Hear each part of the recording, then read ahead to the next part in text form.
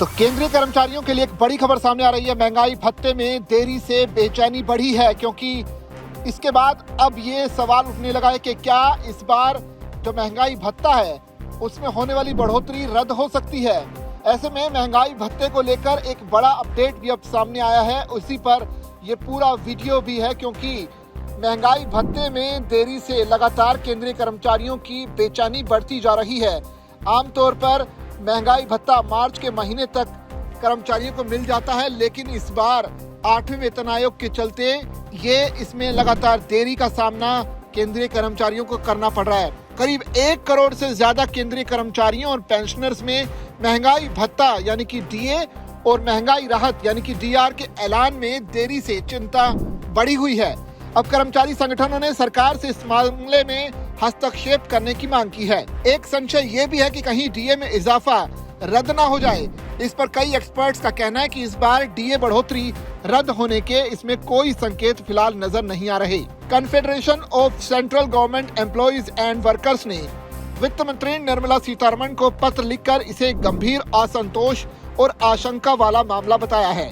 संघ ने कहा कि हर साल मार्च के अंतिम सप्ताह में डीए और डीआर का ऐलान हो जाता था और जनवरी मार्च के बकाये अप्रैल के पहले सप्ताह में मिल जाते थे, लेकिन इस बार करीब आधा अप्रैल बीत जाने के बाद भी कोई आधिकारिक सूचना जारी नहीं हुई है। वर्तमान में डीए 58% की दर से यानी कि 1 जुलाई 2025 से जो प्रभावी है, इसमें संभावित बढ़ोतरी लगभग 2% की है, जिससे डीए 60% हो जाएगा। वहीं जनवरी मार्च 2026 का बकाया भुगतान मंजूरी मिलने के बाद किया जाएगा। एक्सपर्ट्स को उम्मीद है कि अप्रैल 2026 में डीए मिल जाएगा। हालांकि डीए में देरी के कई कारण भी हैं। दरअसल एक्सपर्ट्स का मानना है कि ये देरी नीति में बदलाव के कारण नहीं, बल्कि प्रशासनिक और संरचनात्मक वजहों से हो रही है, जैसे कि 8वें वेतन आयोग का लागू होना। जनवरी 2026 से 8वां वेतन आयोग लागू हो गया है। सरकार शायद डीए को नए सैलरी स्ट्रक्चर और फिटमेंट फैक्टर के साथ तालमेल बैठा रही है। दूसरा कारण है प्रशासनिक प्रक्रियाओं में देरी। मुद्रास्फीति के आंकड़ों के अंतिम रूप देने और कैबिनेट की मंजूरी में सामान्य से ज्यादा समय लग रहा है। और तीसरा बड़ा कारण है 60% के आंकड़े पर वित्तीय सोच। जब डीए 60% के करीब पहुंचता है तो अक्सर इसे बेसिक सैलरी में मिलाने की चर्चा शुरू हो जाती है।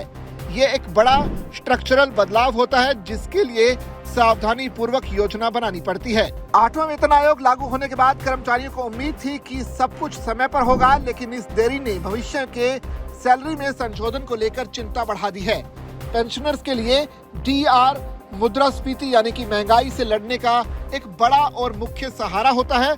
इस देरी से उनकी मंथली प्लानिंग भी बिगड़ सकती है। कन्फेडरेशन के अलावा all India NPS employees federation जैसे अन्य संगठनों ने भी जल्द ऐलान करने की मांग की है। अब सबकी निगाहें वित्त मंत्रालय पर हैं। अगर जल्दी ही बकाये के साथ डीए और डीआर का ऐलान हो जाता है तो कर्मचारियों और पेंशनर्स का भरोसा फिर से बहाल हो सकता है।